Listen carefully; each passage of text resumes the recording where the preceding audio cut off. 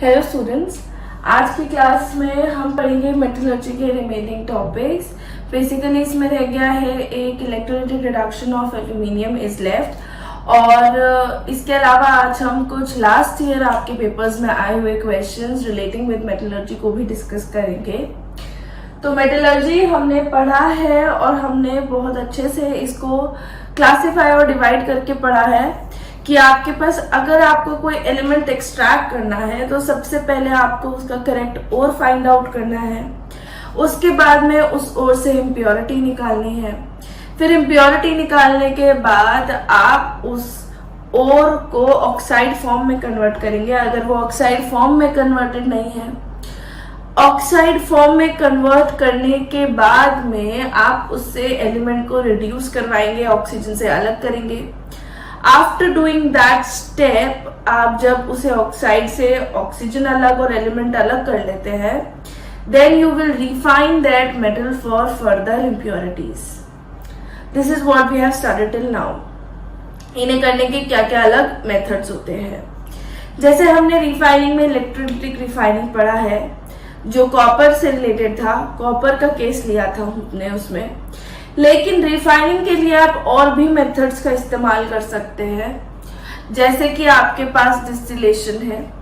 Distillation हम तब use करते हैं जब बॉइलिंग पॉइंट में डिफरेंस हो of the ore and of the metal and the impurities, तो हम डिस्टिलेशन यूज करते हैं। अगर मेल्टिंग पॉइंट में डिफरेंस है, नॉट बीइंग बॉइलिंग पॉइंट में, तो हम लिक्वेशन यूज कर सकते हैं। अगर अलग अलग टाइप का मेटल है, उनके लिए कुछ साइंटिस्ट ने अलग अलग मेथड्स दिए हैं, आप उनका इस्तेमाल कर सकते हैं। जनरली हम इलेक्ट्रोलाइटिक रिफाइन देखते हैं कॉपर के लिए, तो हम कॉपर का केस ज्यादा स्टडी करते हैं। आज की क्लास में हम पढ़ेंगे इलेक्ट्रोलाइटिक रिडक्शन ऑफ एल्यूमिनियम, या एल्यूमिनियम का पूरा केस उठाते हैं। पहले मेटलर्जी के चारों स्टेप्स हम कर चुके हैं। अगर हम सिर्फ एल्यूमिनियम के लिए देख रहे हैं, ये बहुत इंपॉर्टेंट मेटल है क्योंकि ये बहुत लाइट वेटेड होता है।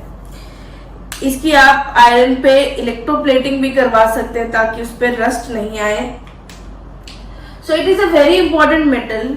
और अगर हमें इस मेटल को एक्सट्रैक्ट करना है तो इसका सबसे मेन ओर होता है हमारे पास बॉक्साइट, विच इज Al2O3.2H2O। ठीक है, इसमें हमारे पास इंप्योरिटीज प्रेजेंट होती हैं, जैसे कि सिलिका है, आयरन ऑक्साइड है, टाइटेनियम ऑक्साइड है। तो हम उन इंप्योरिटीज को रिमूव करने के लिए सबसे पहले क्या करते हैं, इसका कंसंट्रेशन। कंसंट्रेशन करने के लिए हमने इसमें जो मेथड पढ़ा था एल्यूमिनियम के लिए, वो होता है केमिकल सेपरेशन। एल्यूमिनियम के केस में जो हम सेपरेट करते हैं आपके पास ओर को और इम्प्योरिटी को, तो हम मेथड जो यूज करते हैं वो होता है हमारे पास केमिकल सेपरेशन। और एल्यूमिनियम के लिए इस प्रोसीजर को कहते हैं हम bears process. So for aluminium this process is called Bayer's process। इसके बाद में आपके पास Al2O3 प्योर फॉर्म में आ जाता है, जो इम्प्योरिटीज है वो अलग हो जाती है।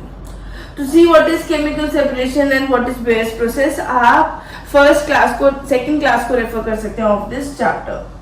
तो Al2O3 हमने देख लिया है। अब क्या होगा, हमें एल्यूमिनियम और ऑक्सीजन को आपस में, जो ये दोनों साथ में कंबाइंड है, इन दोनों को आपको अलग करना है। और सबसे बड़ा क्वेश्चन क्या आता है Al2O3 को ब्रेक डाउन करने में, कि aluminium has very high affinity for oxygen. Aluminium की एफिनिटी फॉर ऑक्सीजन यानी कि अपने पास रखने की क्षमता ऑक्सीजन को बहुत ज्यादा होती है। एल्यूमिनियम ऑक्सीजन के साथ बहुत स्ट्रांगली पैक्ड होता है।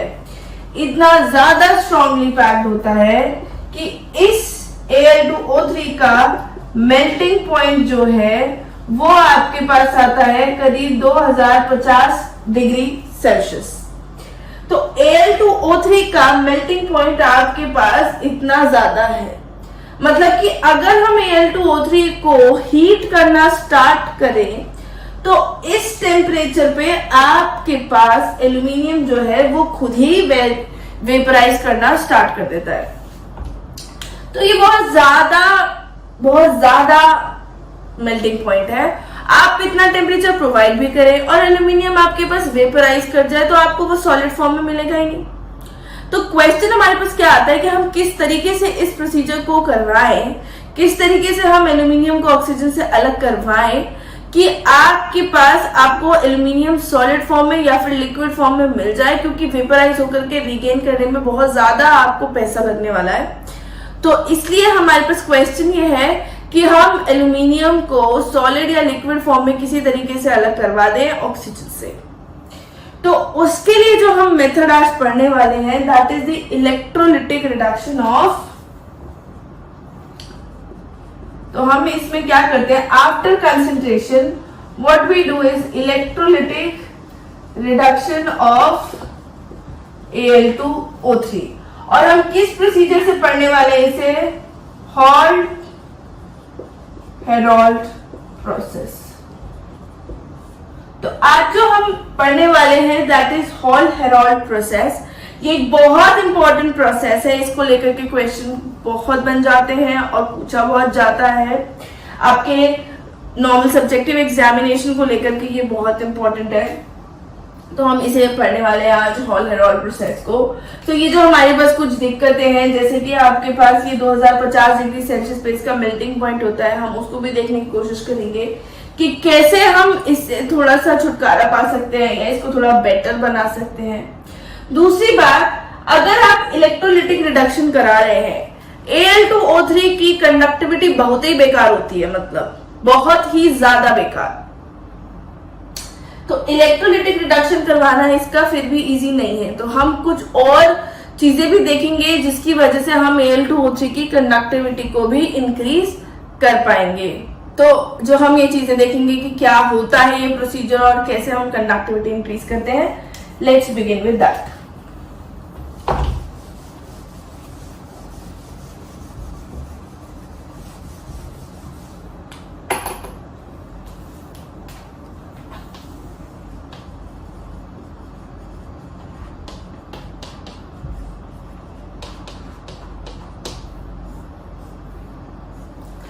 जैसे मैंने कह दिया कि हम इलेक्ट्रोलिटिक रिडक्शन करने वाले हैं, तो हम इसका मतलब है इलेक्ट्रोलिसिस यूज करेंगे।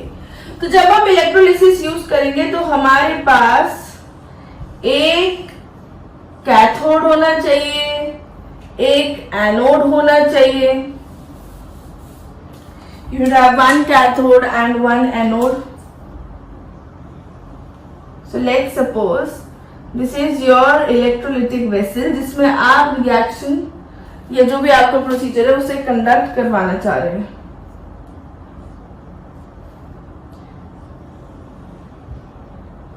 Now this is your vessel, ठीक है। इस वेसल पे आपने बाउंड्री में कार्बन की लाइनिंग लगा दी है। Solid carbon has been lined in the inner walls of the container या फिर टैंक, जैसे भी आप बोलना चाहें।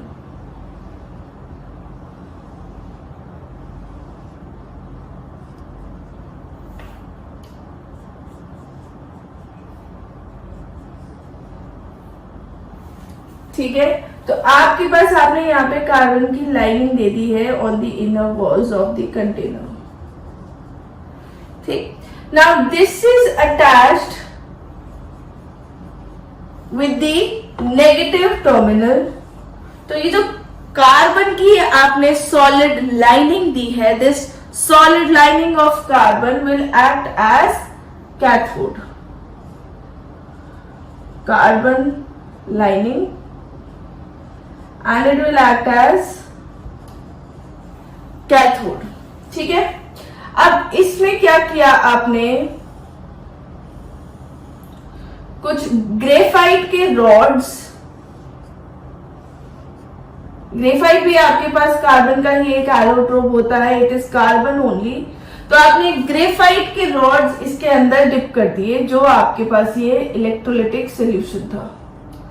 ठीक है, तो दीज आर ग्रेफाइट के rods that have been dipped in the electrolytic mixture, this is electrolyte. ठीक है, and this you have connected with the positive terminal of the battery, so this will act as anode।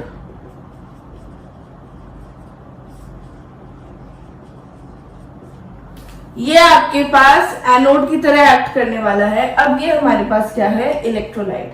So the question here is, मैंने जब आपसे कहा कि अगर हम Al2O3 लेते हैं तो Al2O3 का आपके पास जो मेल्टिंग पॉइंट है वो होता है करीब 2050 डिग्री सेल्सियस। ठीक है, अगर हमारे पास किसी चीज का मेल्टिंग पॉइंट इतना ज्यादा हाई है और उस पर आपका एल्यूमिनियम वेपराइज करना भी स्टार्ट कर रहा है, यानी कि जब आप उसको लिक्विड फॉर्म में कन्वर्ट करेंगे तो आपको पहली बात तो इतना टेम्परेचर लगाना पड़ेगा और जो मेटल है वो बच भी नहीं रहा है उसके अंदर, तो वो एक अच्छा इलेक्ट्रोलाइट नहीं हुआ। इलेक्ट्रोलाइट में हम चीज को उसके मॉल्टन फॉर्म में लेते हैं, यानी कि या तो आप लिक्विड फॉर्म में ले सकते हैं या एक्वस फॉर्म में ले सकते हैं। Basically you need to take it in the liquid state. ठीक है, आप उसका प्योर लिक्विड ले सकते हैं या फिर आप वाटर के साथ लिक्विफाई कर सकते हैं। वाटर के साथ हम इलेक्ट्रोलिटिक रिडक्शन करेंगे नहीं, इसलिए अगर हम मोल्टन Al2O3 देखें तो मोल्टन Al2O3 आपके पास बनेगा एट 2050 डिग्री सेल्सियस। अब ये बहुत ज्यादा टेम्परेचर है, तो हम क्या करेंगे, इसके अंदर हम कुछ ऐसी चीजें डाल देंगे जिससे इसका मेल्टिंग पॉइंट आपके पास डिक्रीज हो जाए। So one thing you need to keep in your minds is, अगर कभी आप किसी सॉलिड में किसी इंप्योरिटी को मिक्स करते हैं तो उसका मेल्टिंग पॉइंट डिक्रीज हो जाता है। This is what you need to keep in mind. अगर हमारे पास कोई भी सॉलिड पार्टिकल है, हम उसके अंदर इंप्योरिटी ऐड कर रहे हैं, आप चाहे लिक्विड बना करके ऐड करिए चाहे कैसे भी, अगर आप इंप्योरिटीज ऐड कर रहे हैं तो उसका मेल्टिंग पॉइंट डिक्रीज हो जाएगा। That is due to the क्या कहें, decrease intermolecular forces of attraction between the original particles. आपने इंटरफेयर करवा दिया है नए पार्टिकल का, जिसकी वजह से आपके पास ओरिजिनली जो एग्जिस्ट करती थी इंटरमॉलिक्यूलर फोर्सेस ऑफ अट्रैक्शन वो एग्जिस्ट नहीं कर रही है अब। तो अगर हमारे पास मेल्टिंग पॉइंट Al2O3 का 2050 डिग्री सेल्सियस है तो हम क्या करेंगे, हम कोशिश करेंगे हम इसके अंदर कोई ऐसी इंप्योरिटीज डाल दें जिससे आपके पास इस प्रोसेस में कोई फर्क नहीं पड़े, बट आपके पास जो मेल्टिंग पॉइंट है Al2O3 का वो डिक्रीज कर जाए। And for that purpose we will be adding cryolite and fluorspar. Cryolite होता है Na3Al(F6) और फ्लोरस्पार होता है हमारे पास कैल्शियम फ्लोराइड CaF2। क्रायोलाइट और फ्लोरस्पार भी दो ओर्स हैं, ये भी इन्हीं के ही ओर्स है जो एलिमेंट्स आपको इनमें नजर आ रहे हैं। हम Al2O3 यानी कि बॉक्साइट के अंदर जो हमने इसमें बॉक्साइट लिया है उसके अंदर हम क्रायोलाइट और फ्लोरस्पार ऐड कर रहे हैं। Now these are being added to decrease the melting point of Al2O3, and also the second problem that I told you about was कि Al2O3 की कंडक्टिविटी अच्छी नहीं होती है। अब आप इलेक्ट्रोलिटिक रिडक्शन करवा रहे हैं, आप इलेक्ट्रिसिटी से प्रोसीजर को करवा रहे हैं, बट आपके पास इलेक्ट्रिकल कंडक्टिविटी ही नहीं है, तो कोई फायदा नहीं है इस इलेक्ट्रोलाइट का। तो हम क्या करते हैं, इसके अंदर ये दोनों जो चीजें हमने ऐड करी हैं, they also increase the conductivity of the bauxite और या फिर एल्यूमिना कह लीजिए आप Al2O3 को। तो इलेक्ट्रोलाइट के अंदर आपके पास होगा Al2O3, you will have Na3Al(F6) and you will have CaF2। ठीक है, you will have alumina, you will have cryolite, you will have fluorspar. In the electrolyte of electrolytic reduction of aluminium या फिर bauxite हो, ठीक है। तो आप इनका परसेंटेज किस हिसाब से लेंगे, 20% आपके पास ये होगा, 60% ये होगा and 20% will be calcium fluoride, ठीक है। तो आपको अगर पूछा जाए ये आपने क्यों ऐड किए हैं, these are to improve the electrical conductivity and to decrease the melting point। अब इस सब का आपके पास जो मेल्टिंग पॉइंट निकल करके आएगा, जो हमने ये मिक्सचर बना लिया है जिसको हमने इलेक्ट्रोलाइट में लिया है, इसका पूरे का मेल्टिंग पॉइंट होता है हमारे पास 950 degree Celsius, 950 degree Celsius. Now you can see it for yourselves कि जो हमारे पास ये मेल्टिंग पॉइंट था कितना ज्यादा डिक्रीज कर गया है, ठीक है। करीबन 1000 डिग्री सेल्सियस, 1100 डिग्री सेल्सियस का हमारे पास चेंज आया है। तो कितना ज्यादा आपके पास ये मेल्टिंग पॉइंट में डिक्रीज आ गया है। सो दिस इज वेरी इंपॉर्टेंट, आपको इतना ही टेम्परेचर लगाना है और एल्यूमिनियम इस टेम्परेचर पे आपके पास वेपराइज नहीं करेगा। तो जब वो वेपराइज नहीं करेगा तो वो अलग हो जाएगा, ठीक है। अच्छा, तो this is the purpose of adding the cryolite and fluorspar, that is to improve the electrical conductivity and to decrease the temperature of the electrolyte या the melting point of the electrolyte from 250 degree Celsius to 950 degree Celsius। So this is the purpose of this, ठीक है। अच्छा, और इस diagram में आप एक चीज और ऐड कर लीजिए, यहां पे हम स्प्रिंकल करके पाउडर्ड कोक भी डालते हैं। Powdered Coke is only carbon, ये आपके पास कार्बन ही है, this is powdered Coke. Powdered Coke is basically carbon only, बस आपके पास ये पाउडर वाले फॉर्म में है। तो इसका पर्पस भी मैं आपको बताऊंगी after we are finishing with the reaction, we will see its purpose कि हमने पाउडर्ड कोक क्यों ऐड किया है। अब हमारे पास रिएक्शन में हो क्या रहा है, जो हमारे पास ये सोल्यूशन है, जो इलेक्ट्रोलाइट है, इसके अंदर रिएक्शंस क्या हो रही हैं कि जो आपके पास Al2O3 है वो तो बनाएगा Al3 positive plus thrice of O2 negative, twice of this, ठीक है। जो आपके पास क्रायोलाइट है Na3AlF6, वो कैसे डिस्ट्रीब्यूट होगा, thrice of Na positive plus F negative plus 6 of Al3, sorry, it is Al3 positive plus 6 of F negative, ठीक है। अब आपके पास है calcium fluoride, this is Ca2 positive plus twice of F negative। As you can see, you have so many ions in the solution by now, in this electrolyte by now, तो इसकी conductivity अपने आप ही increase हो जाएगी। तो ये हम जो चीजें ऐड कर रहे हैं, that is to improve the electrical conductivity as well. ये आपके पास बहुत अच्छे, बहुत ज्यादा आयंस दे रहे हैं, तो they will increase the electrical conductivity. It is also providing aluminium, but this will increase the electrical conductivity. अब हमारे पास कैथोड पे क्या होगा, सी कैथोड पे हमारे पास रिडक्शन होता है, तो कैथोड पे हमें वो एलिमेंट मिलता है जो हमें चाहिए, जो मेटल हमें चाहिए। तो Al2O3 में अगर आप देखें तो Al being the positive ion, ये आपके पास रिड्यूस कर जाएगा, और oxide being the negative ion, ये कैथोड पे जाएगा, सॉरी एनोड पे जाएगा और ऑक्सीडाइज कर जाएगा। कटायन है ये वाला, अनायन है ये वाला, तो cation will go on the cathode. तो हमारे पास ये इस तरीके से हो जाएगा कि अगर मैं 4Al3 पॉजिटिव लूं और इसमें मैं ऐड कर दूं 12 इलेक्ट्रॉन्स, कैथोड पे हमारे पास रिडक्शन होता है, तो यहां पे आपके पास क्या बन जाएगा 4Al, ठीक है। और यही अगर मैं एनोड पे रिएक्शन देखना चाह रही हूं, तो मेरे पास जो O2 नेगेटिव है, it will lose electrons and it will form oxygen, ठीक है। तो I get oxygen like this. जब मेरे पास मान लीजिए suppose if I have 6 oxygen here, तो ये मेरे पास क्या हो जाएगा, 12 इलेक्ट्रॉन निकाल रही हूं इनसे, तो मेरे पास क्या आ रहा है, ये 6 नेसेंट ऑक्सीजन आ रहे हैं, ठीक है, क्योंकि हमने यहाँ पे दोनों के नंबर ऑफ इलेक्ट्रॉन जितने लिए सेम कर दिए, लिए वाले। तो this oxygen will combine by itself to form oxygen gas. ये जो आपके पास यहाँ पे नेसेंट ऑक्सीजन बन रही है, ये अपने आप के साथ में कंबाइन होगी टू फॉर्म ऑक्सीजन गैस। ठीक है, अब हमारे पास जो ये ऑक्सीजन गैस बनी है, सॉरी फॉर रबिंग दैट, जो आपके पास ये ऑक्सीजन गैस बनी है, ये कहां पे बनी है? It has been formed at the anode and the anode were these graphite rods.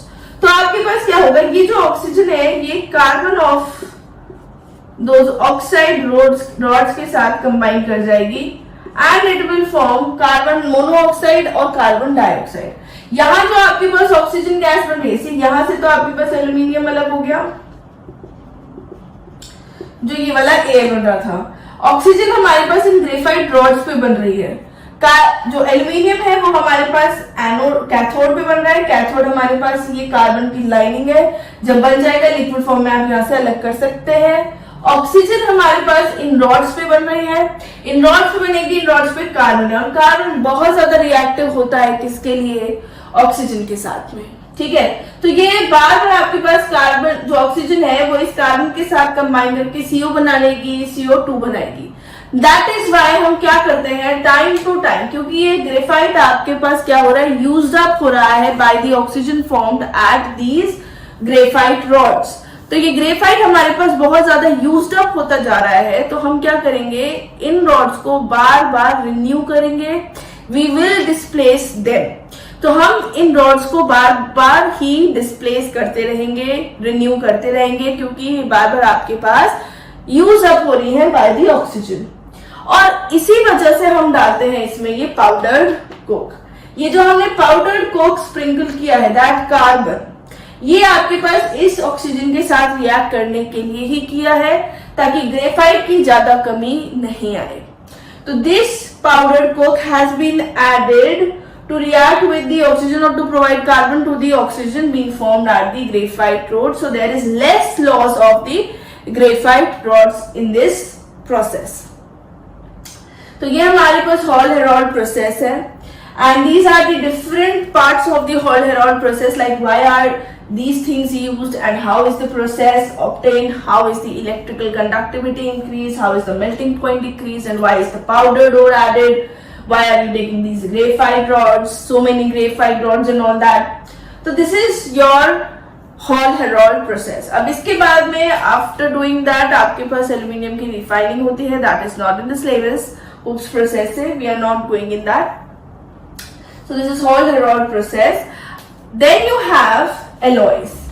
Alloys हमारे पास कुछ एलॉयज हैं जो कि इंपॉर्टेंट है, that is brass, bronze, duralumin, you have stainless steel and you have solder. These are some of the very important alloys that you have to study with their properties and the elements constituting them, कि इनमें आपके पास कौन से elements required होते हैं and what is the purpose of those elements और इनके uses क्या होते हैं alloys के। alloys हमारे पास वो चीजें होती हैं जिसमें आपके पास एक से ज्यादा मेटल कंबाइंड हो विद सम, एक से ज्यादा मेटल्स कंबाइंड हो या एक आधा कोई नॉन मेटल भी हो सकता है। अलॉय हम बनाते क्यों है? अलॉय हम बनाते इसलिए हैं ताकि आपके पास जो भी एलिमेंट आपके पास ओरिजिनली एग्जिस्टिंग है उसके प्रॉपर्टीज थोड़ी सी एनहांस हो जाएं। आप कोई एक मिक्सचर ऑफ प्रॉपर्टीज चाहते हैं आपके आउटकम प्रोडक्ट के अंदर, तो वो आपको मिल जाए। तो this is because of that कि आपके पास जो नया चीज बने उसके अंदर कंबाइनिंग एलिमेंट्स के कुछ कुछ प्रॉपर्टीज दोनों के ही हों। That is why we make alloys. अब मैंने आपसे इसी हॉल हेरोल्ड में एक बात कही थी, वो अलॉयज पे भी वैलिड है कि जो अलॉयज होते हैं उनका मेल्टिंग पॉइंट अपने कॉम्पोजिशन वाले मेटल्स के मेल्टिंग पॉइंट से हमेशा क्या होगा? कम होगा, बिकॉज एक मेटल के लिए दूसरा metal will act as impurity. तो जब आप एक मेटल में दूसरे मेटल को ऐड कर रहे हैं, you are adding impurity which will further decrease the melting point of the metal. तो जो आपके पास आउटपुट में अलॉय होने वाला है उसका melting point will be less than the constituting elements of that alloy. This is what you have to remember. Now let's do some questions of your syllabus regarding this chapter. जो हम पहला question कर रहे हैं that is for 2019 में आया हुआ question है ये आपके एग्जाम में, and that is related with alloys. So this is to better understand the concept of alloys. आपसे क्वेश्चन में पूछा गया है आपके पास बुक के अंदर, it is at page number 136, question number 9A. ठीक है. Brass is an alloy of. Brass आपके पास किसका अलॉय होता है? तो मैं बता देती हूँ, ब्रास हमारे पास कॉपर एंड जिंक का अलॉय होता है. Sometimes we confuse it by bronze. Bronze हमारे पास अलॉय होता है कॉपर एंड टिन का. तो bronze is an alloy of copper and tin. Brass is an alloy of copper and zinc. So don't confuse them. Next question is steel is an alloy of iron and. आपसे पूछा गया है steel जो होता है वो alloy होता है आयरन का और किसका? स्टील के अंदर आपके पास आयरन, क्रोमियम, निकल और थोड़ा सा कार्बन होता है. कार्बन का परसेंटेज बहुत कम होता है. अगर आपको ऑप्शन में ये दोनों चीजें नहीं गिवन है तो हम कार्बन पे टिक लगाएंगे.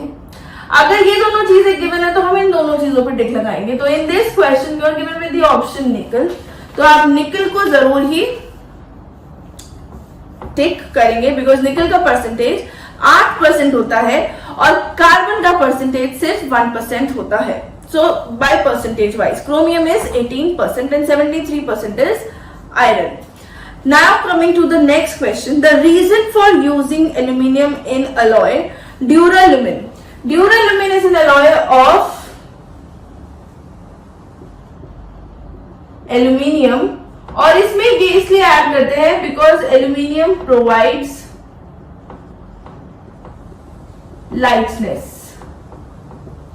तो आपको apart from knowing the constituent elements of the alloys आपको ये भी पता होना चाहिए कि इसमें आपने जो एलिमेंट्स ऐड करे हैं फॉर दोज एलिमेंट्स के पर्पसेस क्या है, what are the purposes of adding the different elements in the alloy. ठीक है. So next we are going to do a question from 2016 and it is related with the metallurgy of aluminium.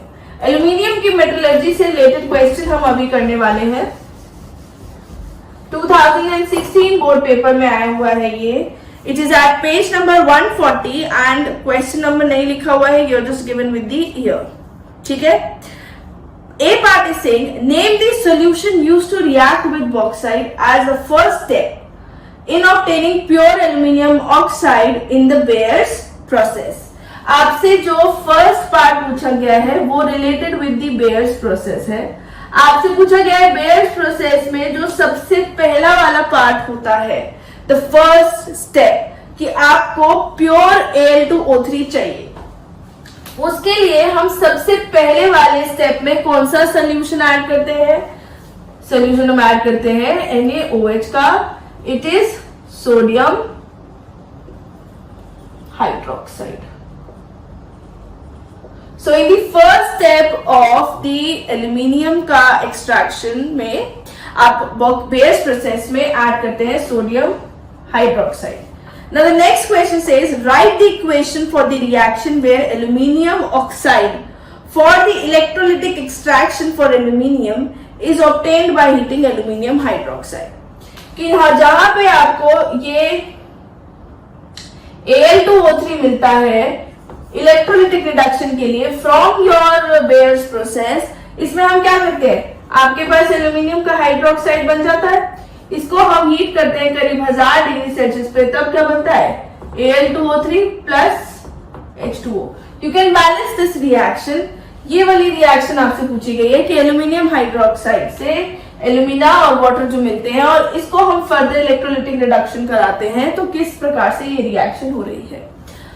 ICSE वाले बच्चों के लिए it is very much important to learn the temperatures of very important reactions, क्योंकि आपके पास schools वगैरह में ये बहुत ज्यादा रिक्वायर्ड होते हैं कि आप कंडीशन के साथ रिएक्शन लिखें. इस रिएक्शन में कुछ भी नहीं है. All you needed to know was कि बैलेंस कैसे करते हैं और टेम्परेचर क्या है. तो this is what you need to keep in mind कि इंपॉर्टेंट रिएक्शंस के लिए आप उसकी कंडीशंस को भी पढ़ रहे हैं अच्छे से.